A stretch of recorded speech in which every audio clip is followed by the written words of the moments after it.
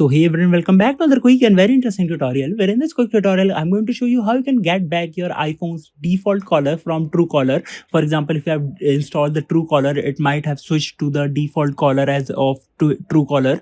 Now, in order to get back your default caller, just simply open the settings. In the settings, it will look something like this. Now here, you need to scroll down until the last where you see this option of apps.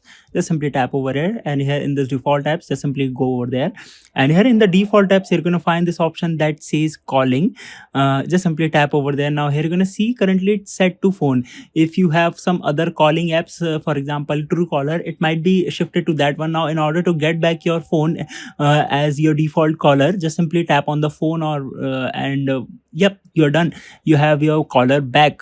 Alright, so that's it for this tutorial. I hope this video will be helpful for you. Make sure to hit the like button and subscribe button for more such helpful and interesting tutorials. See you in the next one. Take care.